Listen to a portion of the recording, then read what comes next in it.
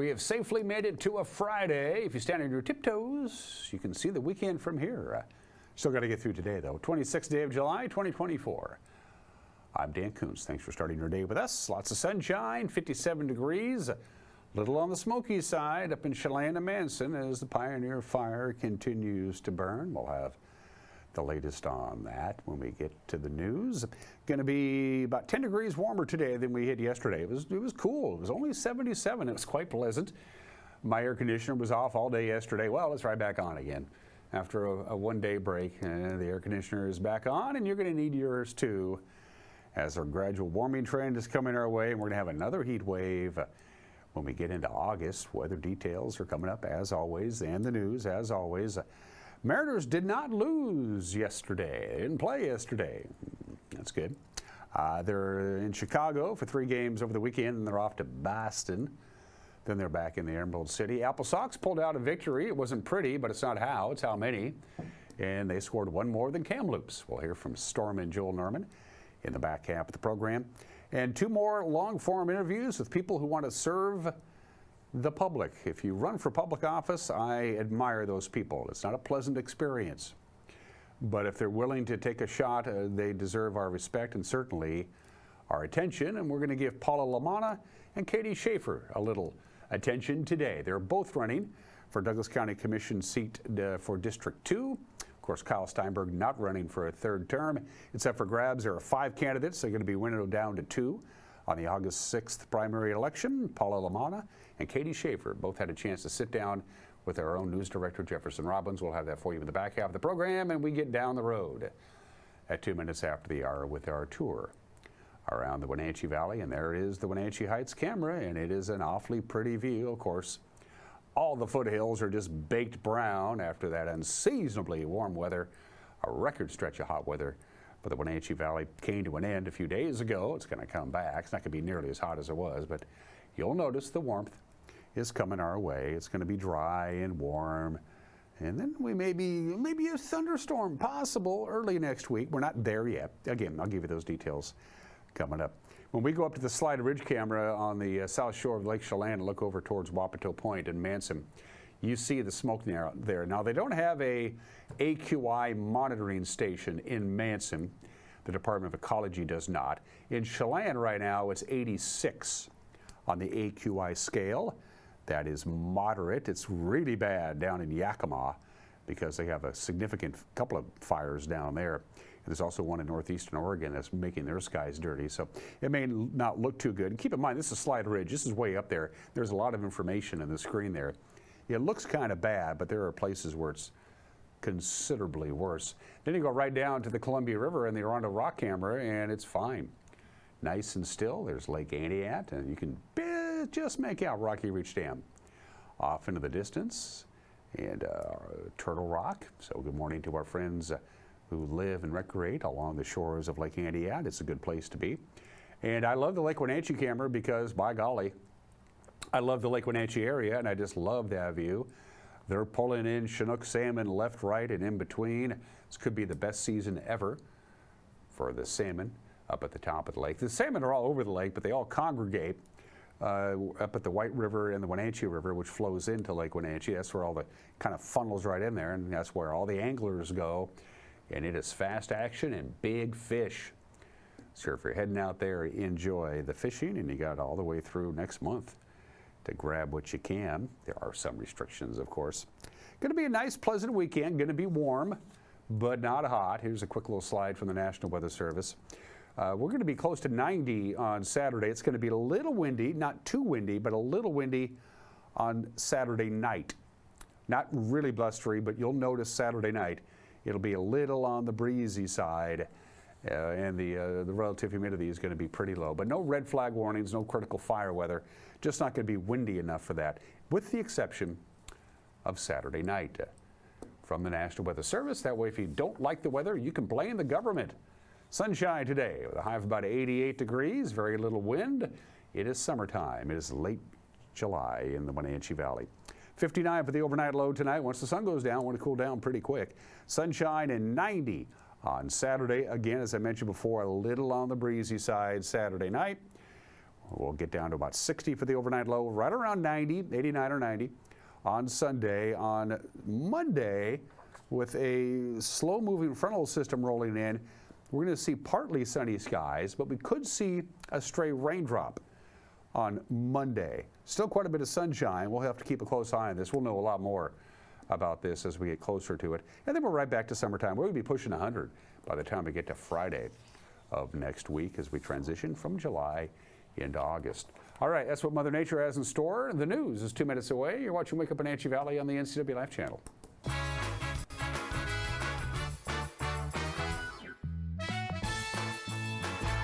Blue Lagoon Pool and Spa, located on South Wenatchee Ave, has the largest selection of spas and swim spas in town. Stay cool this summer in an artesian swim spa and use it all year long. We enjoy helping families reconnect one spa at a time.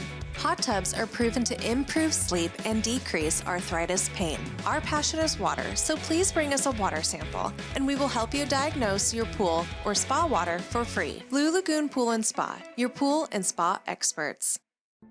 The family at the Epladolin want to help your loved one feel at ease in their new home environment. Epladolin offers beautiful one-bedroom and studio apartments. Residents enjoy 3 delicious home-style meals a day, laundry service, housekeeping service, and encouragement to make themselves cozy in their new home. Epladolin welcomes your family to come and visit their family. Epladolin, independent and assisted living. They make the complicated easy for you. Call today for a tour. I want you to know where I stand on abortion. As governor, I will not change Washington law on this issue because I do not believe any politician, regardless of personal belief, has the right to make that decision for any woman. My opponent, Bob Ferguson, is trying to spread fear by saying things that I don't believe and will not do.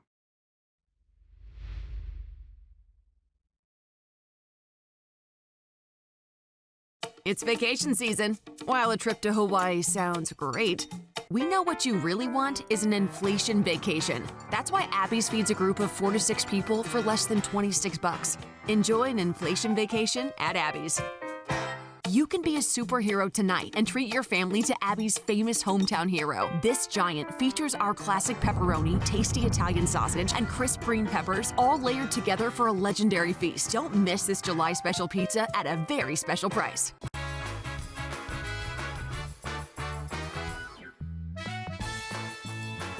57 degrees, will be about 88 today after only getting to 77 yesterday. We'll be hovering right around that 90-degree mark into the weekend, but a little windy on Saturday night. It's 8 minutes after the hour. It's been a persistent question for the folks up in the Manson and Lake Chelan area about why there wasn't a quicker firefighting response to the Pioneer Fire on the north shore of Lake Chelan. Well, those questions were raised again Wednesday. They had a community meeting in Manson. Paul Willard is the Chelan District Ranger for the United States Forest Service, and he told the assembled that the initial response was both quick and extensive. But why wasn't it stopped early when we knew that we were going to have conditions like this and an extremely favorable year for extreme fires all over the state? That's my question. Is probably you guys can't answer it, it's people above, but these are the questions that we need to be asking politicians about doing this different. The fire business is a business. It's a commerce for people that fight the fire, contractors, for people that have businesses in the Chelan Valley or anywhere where there's a fire burning. They are the recipients of, loss of business, tax receipts, you name it in the community. As well, you just live here, you don't have a business, you're retired, you have to sit here in the smoke. The fire could have been put out early. In my tenure being in business over here, flying up and down the lake, I've seen when they want a fire put out and things are happening, that fire's out right now. But other times when there's not much happening, we're not going to throw a lot of resources at it, and that's my big question. Thank you. Okay, I can answer that question because I've been here the whole time, and so I got the phone call from our fire management officer right after the information was reported to our interagency dispatch, And so we had resources respond immediately. So we had helicopters that went up. Actually, a friend of mine owns one of the cabins there, so I called him to let him know. He went up there, and I have text from him talking about the helicopter bucket cycle that was going on while he was there. We had a crew from the DNR that went up, a Forest Service crew that we put together, got our boat operator, got them on site. The next day we had turned it into what's called a Type 3 incident management team. So one of our fire personnel became the incident commander, and we had water on that thing the first day. So there's we answer these questions a lot, and we will continue, and we will continue to answer them through time, because this question tends to come up on a lot of fires that escape initial attack. But just rest assured, we had an appropriate response there, and we had people there the first day. I have the notes from talking to the incident commander the second morning after all the resources went up there.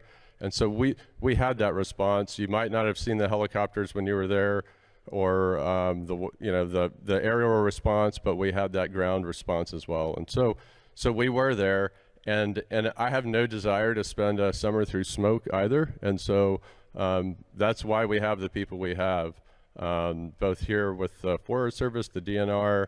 We had an interagency response to that fire, and as as the fire progressed, it was just more than our resources could handle at that time. And we've talked about it in previous meetings as well, as once it went up into that steep country, it changes the game a lot.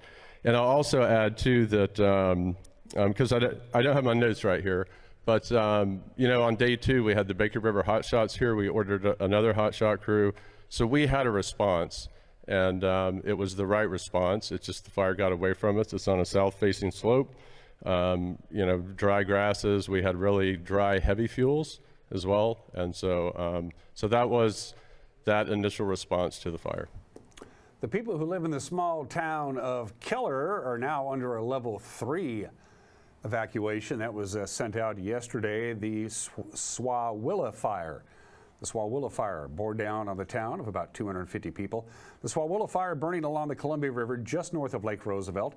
It's now, as of this morning, a little over 30,000 acres. It was ignited by lightning last week. The fire has also forced a closure of State Highway 21 in the area, and they shut down the Keller ferry service for a while. Then the state-operated ferry was pressed back into service to help with the people who needed to get out of Keller.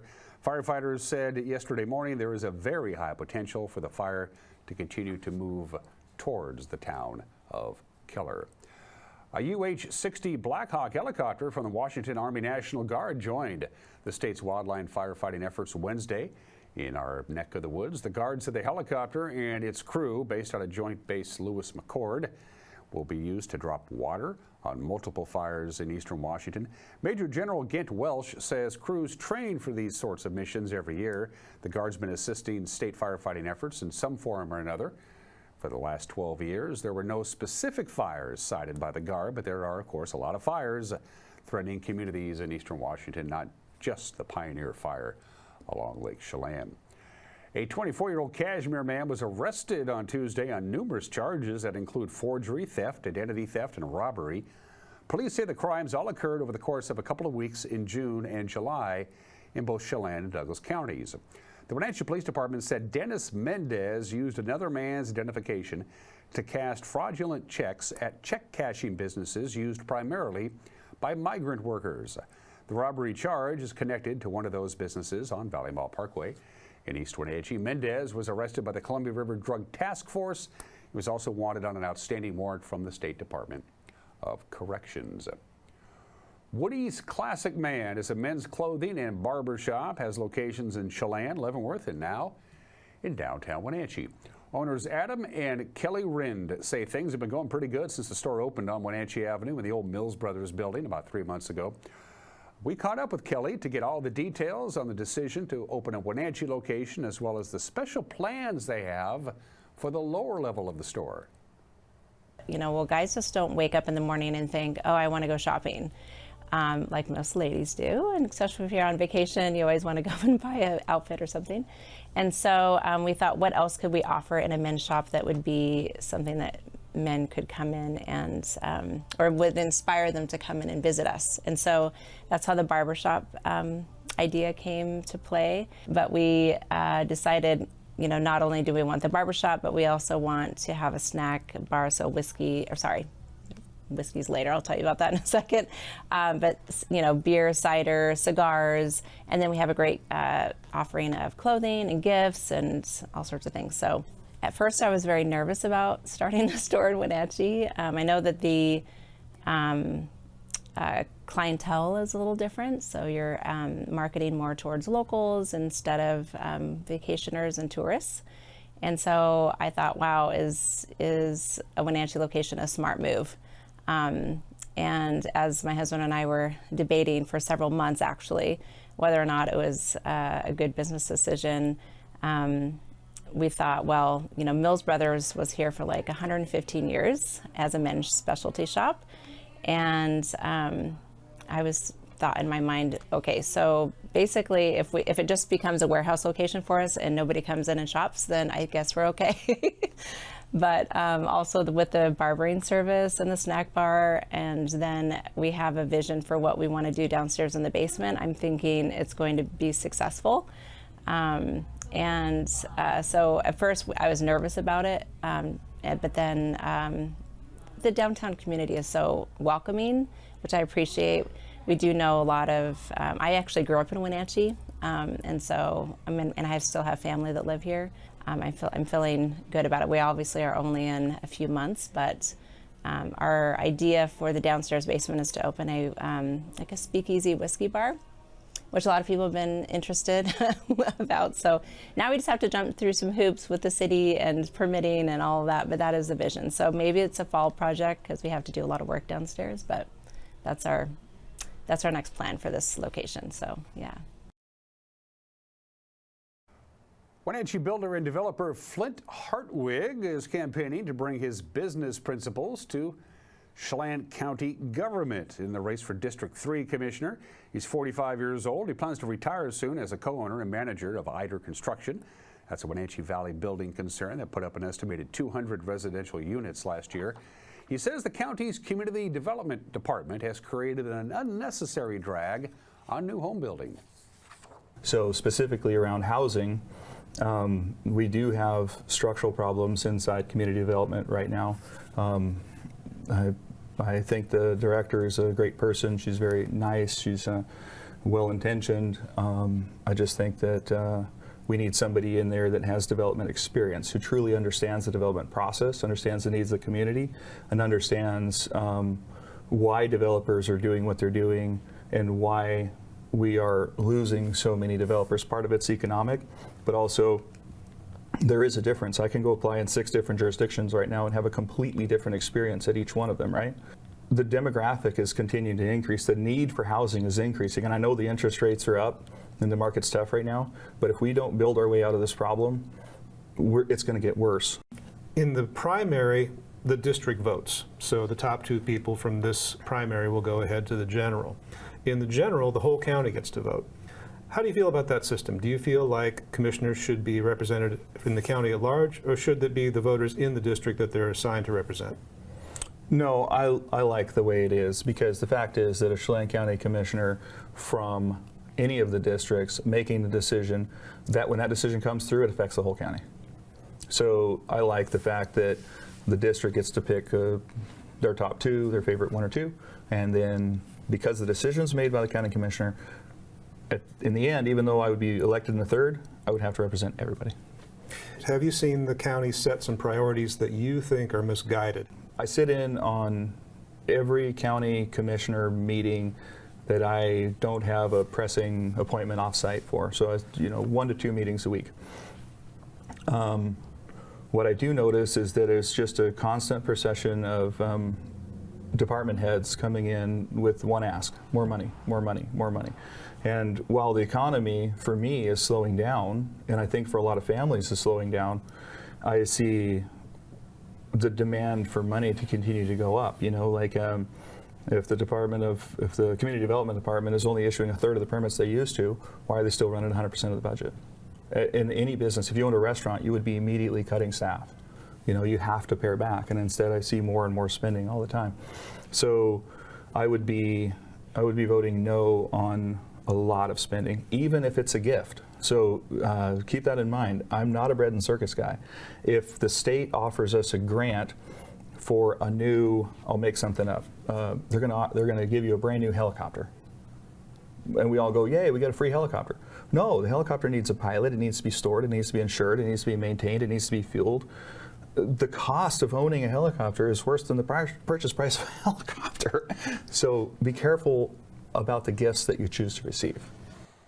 And again, Jefferson's entire conversation with that candidate and all 9 candidates running for the 2 open positions in Chelan and Douglas counties are available for you to watch anytime you want on our website, ncwlife.com. And that's the news on this Friday morning. One more newscast before our weekend gets going tonight at 5, 6, and 10 right here on TV, 5, 6, and 10. Also available for you to watch online on our homepage, our Facebook page, our YouTube page. We have an app. We try to be technically proficient.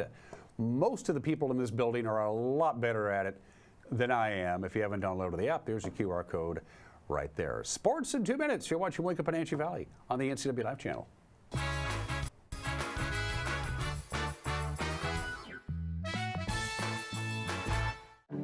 I moved here 6 years ago.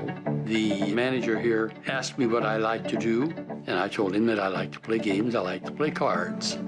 And he said, boy, have I got a woman for you to meet. And he introduced me to her, and we walked down the hall, and I took her hand, and we've never let go of each other. Life is so good when you're happy, and I'm very happy at Prestige.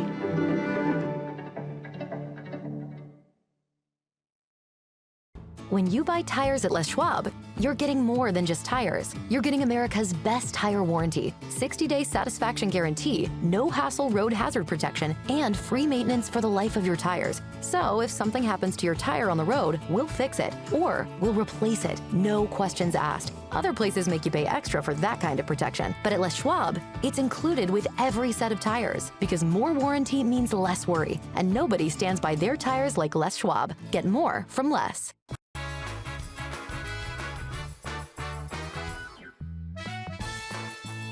Sports at 23 minutes after the hour. Seattle Mariners begin a 6-game road trip. They're in Chicago against the White Sox tonight. Mariners are 6-14 in their last 20 games. They've dropped now to 53-51. They're a game behind the Astros and 2 games ahead of the Rangers. George Kirby will face Drew Thorpe. First pitch on Root Sports is at 5:10.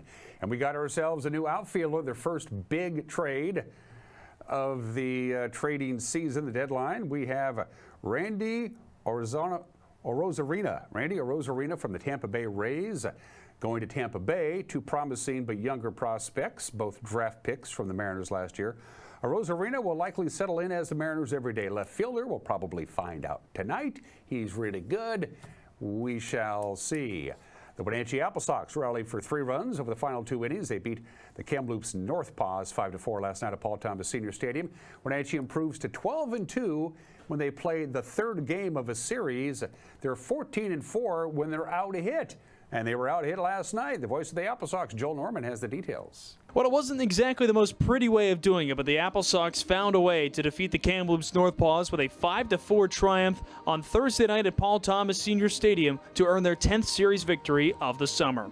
Wenatchee rallied back from a 4-2 deficit by scoring 3 times over the 7th and 8th innings by only collecting 1 base hit in that time. 4 walks by Northpaws pitching as well as 1 error helped the Apple Sox to come back late and get the victory. James Castagnola had one of the more productive nights for Wenatchee at the plate, collecting 2 hits, including his 2nd home run of the season, both of which came in the 3-game set against the Northpaws. On the bump, Caleb Costa went a season-high 5 innings. He only surrendered a few runs in that time, keeping the game pretty close, and then Andrew Monson gave up 1 run in the 7th, but he retired the side in order in the 8th and 9th innings to move into a tie for the team lead and the West Coast League lead with his 5th victory of the summer. And now Wenatchee is on the road. They'll take on the Edmonton Riverhawks on Friday night, 6:05 local time, in the first game of a 3-game set against the team who defeated them 2 of 3 times just a few weeks ago here. With your Apple Sox update, I'm Joel Norman. And in case you're curious, they don't take a bus to Edmonton. they fly. To the West Coast League scoreboard we go. Wenatchee's lead over Bellingham for the second half championship is down to a game. Bellingham beat Kelowna. They have a 2-game lead over Nanaimo, who didn't play yesterday, are the winners. Walla Walla Bend, Corvallis, and Portland. And don't forget, of course, the 2024 Summer Olympics are already underway. Opening ceremonies this morning at 10:30. It'll be on NBC and Peacock. By the way, if you subscribe to Localtel as your cable provider, starting tomorrow, Localtel is turning on continuous coverages on channels 31 and 32, which is pretty cool. I love the Olympics, and I'm looking forward to watching as much as I can. And those are just some of the games that people are playing. 26 minutes after the hour, it's Independence Day in the Maldives. It's Independence Day in Liberia. It's also National All or Nothing Day, but we're going to talk about something that most people find quite awkward. It's National Talk in an Elevator Day today. I never have any problems talking to somebody in an elevator. I'm not shy by nature. You can't do this show and be shy. So we have fun facts about elevators. There are about 900,000 elevators in this country. Elevators are the safest mode of mass transportation. It's very safe. They're 20 times safer than escalators, for that matter. On most elevators, they have a close the door button. It doesn't actually work. They put it there for, I don't know, control or whatever. Every 3 days, the elevators of the world carry the equivalent of the entire world's population. That's impressive, and elevator music began to appear in elevators during the 1920s. The last time I was on an elevator in a big city, they were advertising at you. They had little monitors in the elevators with ads to keep you busy while you waited to where you were going. Happy National Talk in an Elevator Day today. National Play Stand-Up Bass in an Elevator Day is tomorrow. It's 27 minutes after the hour. Today in history, it's time to guess that state flag. Take a look at it.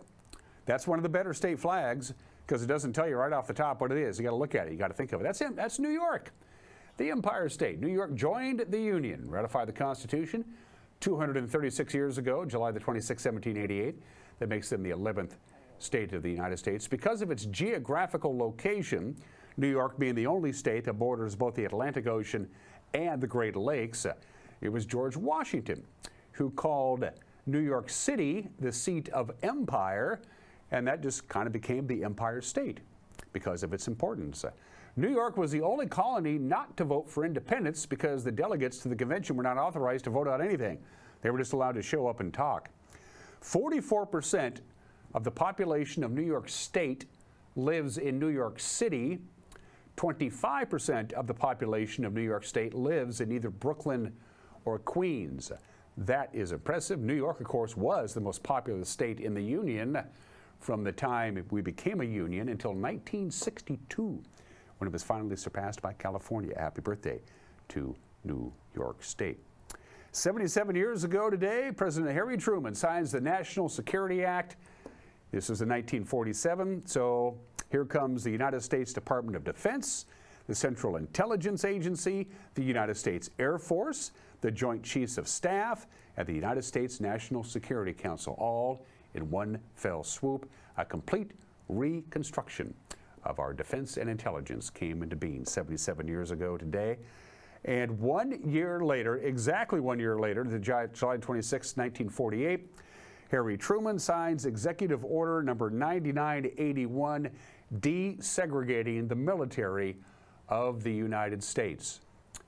He said, this is stupid. We send all of these African Americans over to fight our wars, then they come back home and they're discriminated against. He ended that in the armed forces.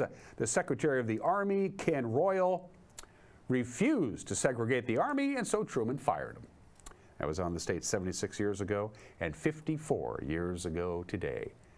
Jimi Hendrix plays his last concert in his hometown of Seattle at Six Stadium, July the 26th, 1970. 2 months later, in London, he would be dead at the age of 27. Let's do some birthdays. We got a couple of heavenly birthdays. Vivian Vance, of course, she was Ethel Mertz on I Love Lucy. She and her husband Fred, her fictional husband Fred, owned the apartment building on East 68th Street in Manhattan. Fred Mertz was played by William Frawley, her sidekick. William Frawley was 22 years older than Vivian Vance. And they had great chemistry and great comedic timing. They were really good together on screen, Vivian Vance and her fictional husband, William Frawley. But off screen, Vivian Vance and William Frawley could not stand one another. For one thing, she didn't like having the fact that her fictional husband was 22 years older than she was. Vivian Vance, born in the state in 1909. Stanley Kubrick, one of the greatest directors this country has ever produced. Spartacus, Lolita, Dr. Strangelove, 2001 A Space Odyssey, The Shining, Full Metal Jacket. Stanley Kubrick, born in the state in 1928. I don't think he ever made a bad movie. I don't think he even made a mediocre movie, and I've seen them all. Darlene Love, Rock and Roll Hall of Fame, 83 years old today and still going strong. There's a great documentary on Darlene Love, came out a couple of years ago. I highly recommend it. Speaking of rock and roll legends, Mick Jagger is 81 years old today. Among his many impressive feats, Mick Jagger has fathered 8 children with 5 women. When you're the lead singer of the Rolling Stones, you can do that. And happy birthday to America's sweetheart, Dorothy Hamill, who won the Olympic gold medal in figure skating in Innsbruck in 1976. She is 68 years old today. Special thanks to our platinum sponsor, that's Alpine Air. For heat and air, call Alpine Air. There's another heat wave coming, folks. Next weekend, not this weekend. How's your air conditioner holding up? It's been a tough one. Give Alpine Air a call. They'll walk you through any problems that may exist. And special thanks to our friends at Prestige Senior Living at Colonial Vista. Paula Lamala wants to be the next Douglas County Commissioner out of District 2. So does Katie Schaefer. Both of their names are on the ballot, and you will get to meet both of them when we come back. You're watching Wake Up Wenatchee Valley on the NCW Live channel.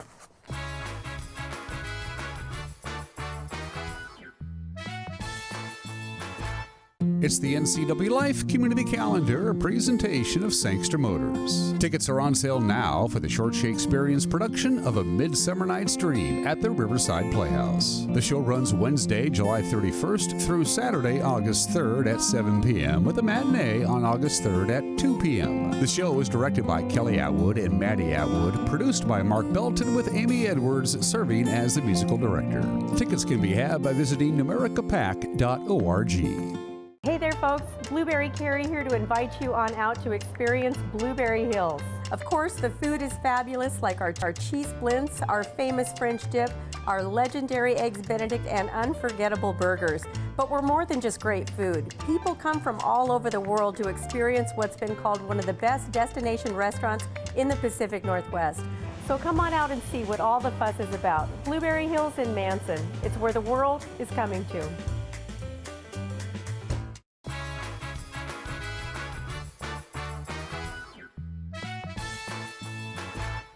Hey, this is Mike Mad Dog Magnotti, and everybody is entitled to my opinion. I've been reading a book by Roman Catholic theologian Richard Rohr. Now, I have to say, I do think a lot of Rohr's questions and the theological dilemmas he faces would be clear to him if he was married, had a wife, and had kids. Okay, now, no disrespect to the Roman Catholic Church, but both of the mysteries and meaning of life and questions and stuff like that they might have been made clear to me simply because I'm married and I have a family. Now, learning to live and get along with someone else, particularly as someone who is as different and wonderful as Rosie is for me, has caused me to grow and change in ways I otherwise never would have.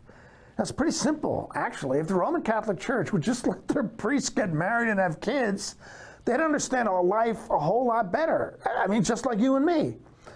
Well, that is, if you're not a Catholic priest anyway. Well, this is Mike Mad Dog Magnotti, and that's my opinion.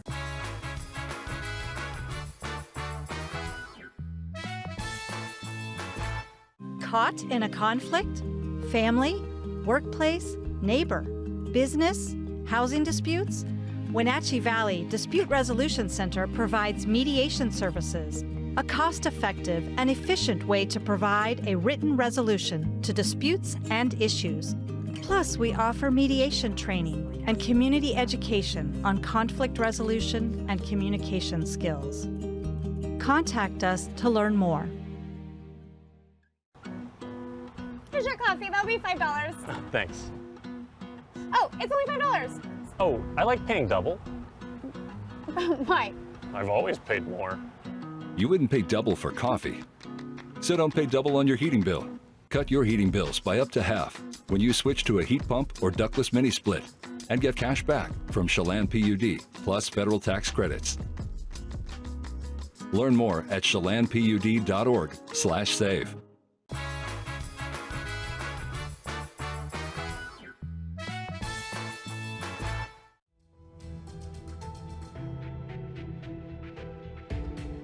Jefferson Robbins with NCW Life. There's a county commissioner seat open in Douglas County for the first time in quite some time. 5 people have stepped forward to put their names in for the August primary. One of them joins me now, Katie Schaefer from Waterville. Thank you for being here. Thank you for having me. You are a new candidate, and so people will not necessarily know much about you. Can you tell us a little bit about yourself, your professional background, what you do? A little bit about myself. I am a Washingtonian. I am born and bred from Bellingham originally. I have been in Douglas County since 2010, so 14 years. I currently manage 3 bank locations, and I also am a county hospital district commissioner and have been doing that for approximately about 12 years. Tell me about the hospital district in Waterville. It oversees the clinic, is it right? True. It oversees the clinic and the Waterville ambulance, so our local clinic and ambulance. So everybody who receives medical service in the Waterville area or needs emergency medical service certainly is going to be calling essentially on the services of the district. True story. And we do partner with Confluence Health to man our clinic. And what do you do professionally? I manage banks. Okay. I work for Umpqua Bank. I oversee 3 different locations currently, and that would be Waterville, Orrville, and Brewster. And so do you have to spend a lot of time commuting between these 3 branches? Well, 2 of my locations have their own managers, and COVID kind of stepped in and took away some of the travel. Everything is done remotely, oftentimes these days with Teams calls. I do travel a little bit, however, probably about once a month. What do you think working in banking, Katie, has taught you that you could apply if you were elected to become a Douglas County Commissioner? Budgets. A lot of budgets.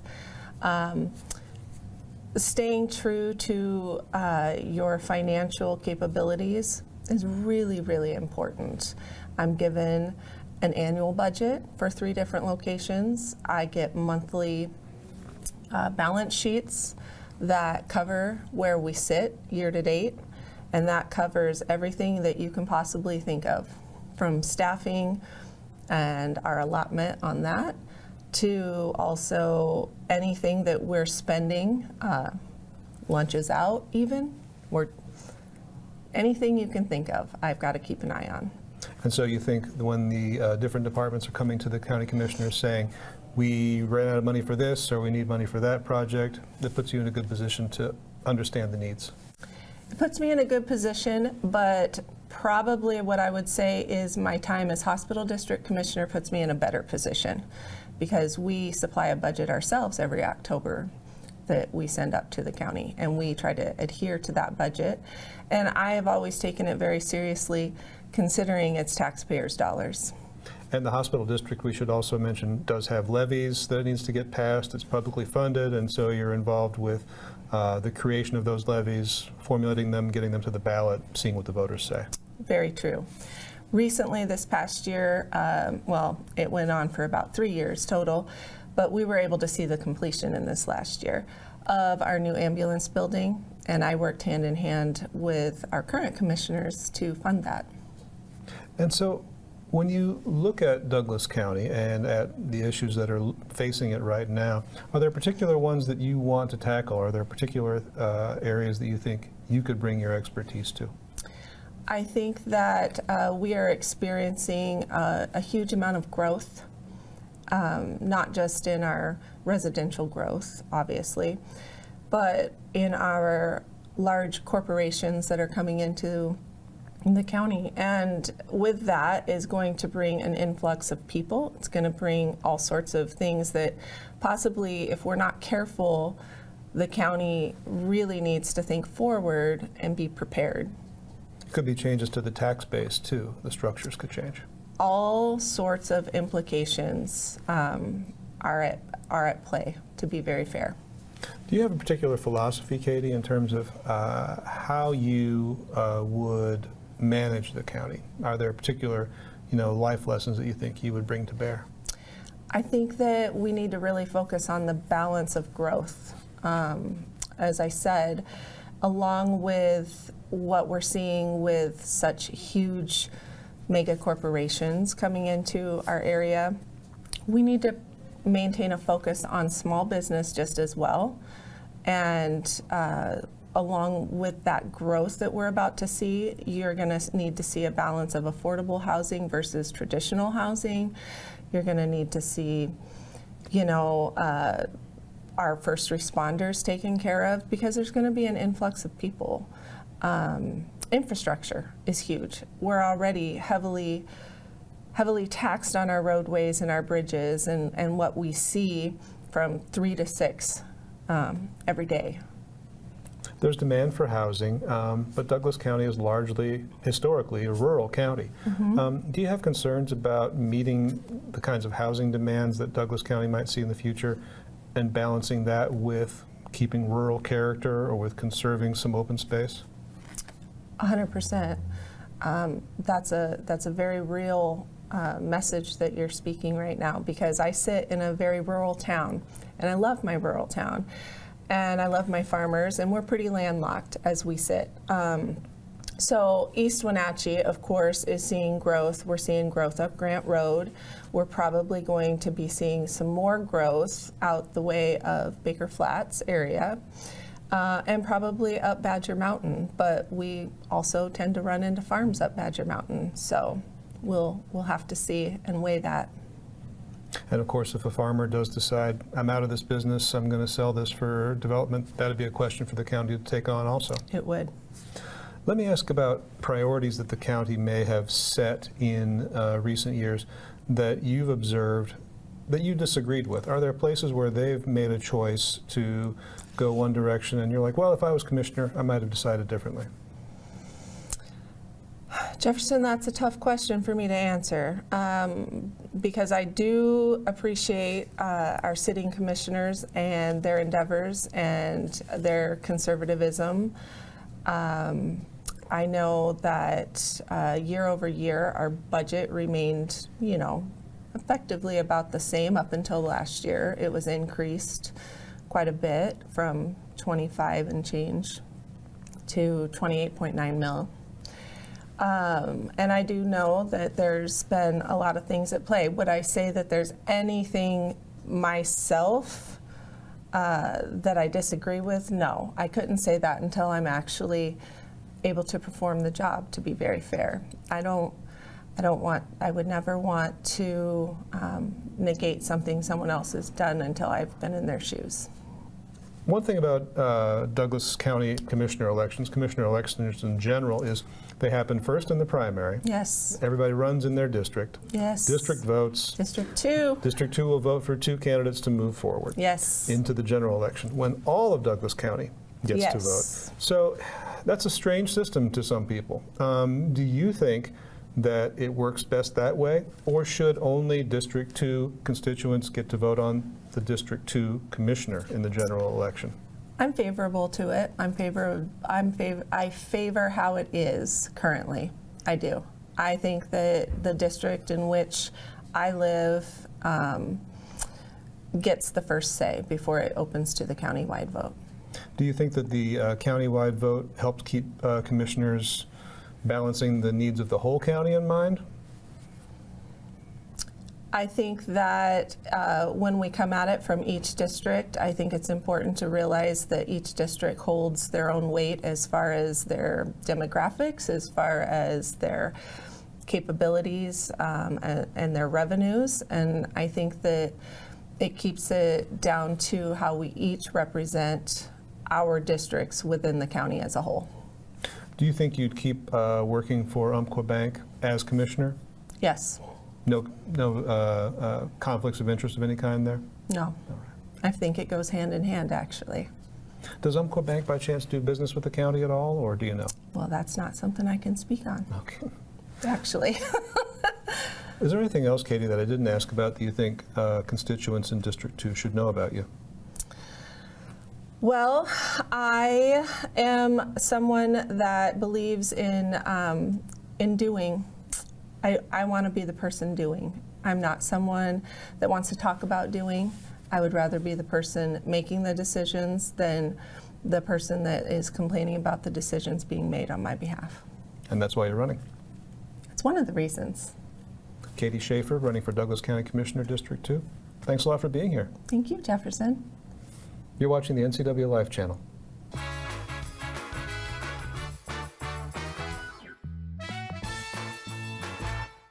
At Confluence Health, our mission is clear: to provide exceptional care for our community. We believe in healthcare that's personal and local because we're just like you, members of this great community. We are Confluence. Local care by and for our community. Local care by and for our community. Local care by and for our community. We are Confluence.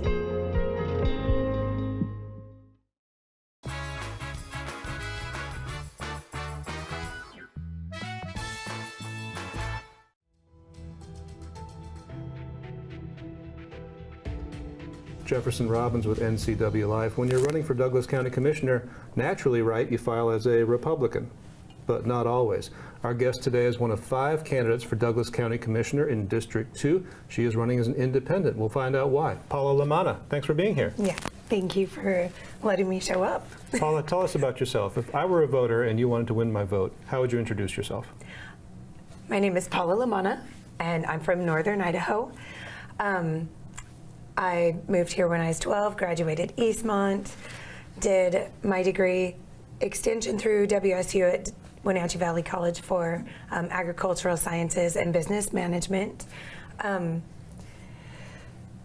see, I've done all the things. I was a real estate agent, and I volunteered with at-risk youth through Solomon's Porch, and became a foster parent from that experience, and fostered for 7 years. And yeah, I know the Valley, and I love the Valley, and I'm excited to help the Valley grow and thrive. Professionally, what do you do right now? Right now, I run a business for people with neurological disorders. And what do you do? Is it a physical therapy kind of approach? I work with physical therapists and neurologists to incorporate right brain, left brain connection along with physical movement, so physical fitness and flashcards, or standing on a Bosu ball for balance and doing word search puzzles. So there's a lot of brain work associated with the body work. And previously to this, you had also been involved in lots of things, including wildland firefighting, am I right? Correct, yes. What was that career like? Absolutely one of the best times of my life, greatest 10 years of my life. So, and then I had babies, so then now that's my new best time of my life. And you live in Rock Island? Yes, I do. What made you decide that you wanted to run for Douglas County Commissioner in District 2? I think that we can do better with infrastructure and use forward thinking, and engineers are now using AI to help develop the possibilities of expansion and growth, and they can be built upon for years and years to come. I love the youth in our community, and of course, being a foster parent, I see it differently because I've been in the trenches with kids who can't afford to play sports and can't afford summer camps. And I just think that Chelan County has all this accessibility, and sometimes there's enough kids that they can't take the overflow from Douglas. And I think we can bring it. We're Douglas County, we can do anything. We're made of farmers and business owners and all the things. And then those are my two main, but I just like to see more unity. I feel like there's areas that get missed, and they're just amazing people, and they don't hear some of the events that are happening, and I don't know, I think we could just amplify a little bit of our connectability in our community. You're one of 5 candidates for this position. Everybody else is running as a Republican. You were listed as having no party preference. You're running as an independent. Why was that important to you to run as an independent? I was raised by one of each. My mother is very, very conservative, and my father is a Democrat, and I'm a gun-carrying hippie. I feel like I have the best of both worlds, and that the two can find a balance if I come from a family that has both and we don't fight over it, I truly believe there's a way to see a heart stance and just connection over finding what we disagree on. Does it concern you that you might not have the support of a local party organization by not declaring for one party or another? No, because I have friends, very, very close friends and family on both sides. And again, I think it comes down to heart stance, and they know that there's certain things I vote different ways on, but shoot, I can't say bad about either side because I truly love in my heart so many people on both sides. And we don't argue and we don't really get into heated conversations.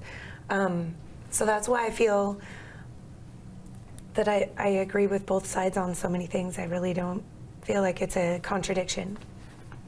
Can you think of issues that really caught your attention that you think are crying out to be addressed in Douglas County? I think the voice of the people and allocating of funds and all of that stuff, I think those are things I would probably look a little deeper into. And I'm currently getting my certification in project management. I'm 3/4 of the way through it. And commissioner is hugely a project management position, and I think that there's ways to socially, economically, financially, and culturally see how everything will benefit the community, or if it is not, let's not utilize funds in that area or put the money into building this. You know, there's a way to find out and really do the math and figure out the answers. Has the county set any priorities in recent years that you think are misguided? You look at something that the commissioners have done and say, oh, well, if I was a commissioner, I might have voted differently. The AmeriCorps fund for $10 million is probably the one I would say, but. Tell me more about that. Well, I just think if we sat back and looked at how it could benefit, considering, I mean, Chelan County has so much going for them. We can have that too, I think. I believe in what we can create over there. And I think that would have been a good stepping stone for growth in our community. There's a question about growth. Sometimes communities annex other neighborhoods into their own community. East Wenatchee was working on an interlocal agreement with Douglas County where East Wenatchee would annex about 600 homes in the south area toward Rock Island. Douglas County, the commissioners, backed away from that last year, saying, well, this should really be by a vote of the people rather than by a vote of the county board and the city council. What's your thought on that? If annexation moves forward, how should it move forward? I do think so real estate background, you have to get all the zoning and you got to get the permitting and you've got to do all these other things with it and really look deep into it, especially the water resources, because as you go out there, it's reclamation district, wells, and then some are city county. But there's a lot to look into as far as that goes, along with water rights and how that will be broken up if it's breaking up parcels, right? Zoning. And then I do think that there should be a lot of it that goes to the people. And even when you do that, not everybody's going to win. There's always, but there's always got to be checks and balances and really go through and matrix what is the best for the community. The questions of growth sometimes are painful ones. Development is sometimes a painful one. If you were commissioner, how would you balance, these agricultural, rural, and conservation needs that Douglas County has versus the need we need more houses, we need places for people to live? How do you sort of philosophically make those two things work together? Well, that's one of the cool things about my background is I've done so much in agriculture and then of course business management, owning my business, and housing. I own houses and real estate, but there's ethically a way to do it, but you also have to understand we will have to grow, but can we look at other areas that would be better, and we can utilize older buildings. You can get grants for utilizing older buildings and basically repurposing them. And there's a lot of funding out there for green building and that kind of stuff. As a Forest Service kid, I do look at the conservation factors, There's a lot that goes into it, and we have to find a balance, but there's also a lot of place for expansion and growth, and so I guess it just would have to really come down to, let's take a look at what this entire thing, what's the allocated funds, what's the budget at completion, and how can we do this logistically, ethically, according to all the codes properly, so that we don't have to take it out and redo it. You just have to really sit down and go through each and every piece of it. Well, you're running in a 5-person primary race, as I mentioned, in Douglas County Commissioner District 2. Now, the voters inside that district get to vote on who moves ahead to the general election, but then the whole county votes on who represents District 2. How do you feel about that system? Is that fair and equitable, or should only the voters in District 2 be able to say who's going to represent them on the board? A part of me, just because of the boundaries, and it says it is District 2, I feel that stick with it, but I also know that the people in the East Wenatchee have really said, we want to be the voices for this too. This affects us just as much as it does everybody else. And so, in fact, the majority of the people I've talked to have said that. And as a person in Rock Island, I say, hey, if they feel very strongly and passionate that they want to be that voice, that's the voice of the people, and those are the people we serve. So I'd say open it and keep it open. We do have great candidates, though. They're all amazing people. 5 great candidates. I do love them, yes. What do you think, Paula? You've had a lot of life experience, and it sounds like you've thought about these kind of things pretty deeply. So if you could narrow it down to one philosophy that you would bring to governing the county, what would that philosophy be? I think outside of the box for solutions. I was on my own pretty young, and this is how I've survived, is not just getting focused, really open the broad spectrum as far as creativity and solution finding for finances and grants and all of those things. And I bring passion to the table. That is one thing, and I am passionate about our community. And so I would bring my natural born ethics and passion and just joy for creative solution finding. Paula Lamanna, independent candidate for Douglas County Commissioner District 2. Yes. Thanks a lot for being here. Thank you very much for inviting me. You're watching the NCW Live channel.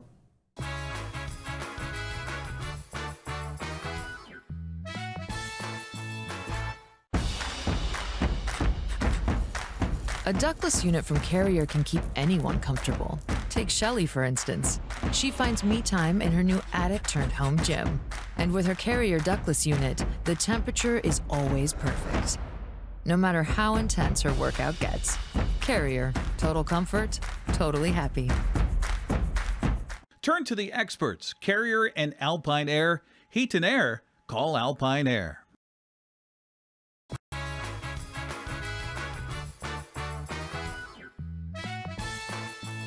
Quick programming thing before we cut you loose and get your weekend going. When I got up this morning, I was drinking my coffee, getting ready to prepare the show. And in my mind, I thought, why is July 26th as a date jumping out of me? I couldn't pin it down. It was just kind of rattling around in there. Then I realized July 26th, 8 years ago, July 26th of 2016, which was a Monday, was the very first episode of Wake Up Wenatchee Valley. This is our 8th anniversary. Today, it occurred to me this morning. Yeah, we should have done one of those primetime shows when I wear a tuxedo and we have a band like Johnny used to do. Anyway, this is our 8th anniversary. Quick other programming reminder, I'll be on assignment next week. When you're a professional broadcaster, and one day I hope to be one, you don't go on vacation, you go on assignment. I'll be on assignment next week. Kaylee Worthen will be filling in for me. You're going to like her. She's going to do a good job. All right, your forecast. Here we go from the National Weather Service. So after a high of 77 yesterday, 88. Our forecast high today, 59 for the overnight low tonight. A little bit warmer on Saturday, about 90. It's going to be a little breezy on Saturday night. Not real windy, but windy enough that we need to mention it. 60 for the overnight low. We wrap up the weekend Sunday with lots of sunshine and a high of 89. A weak frontal system is going to move in on Monday, could give us a couple of raindrops, certainly going to cool us down. And that is it for us. Have a great weekend. I'll see you in a week. Bye-bye.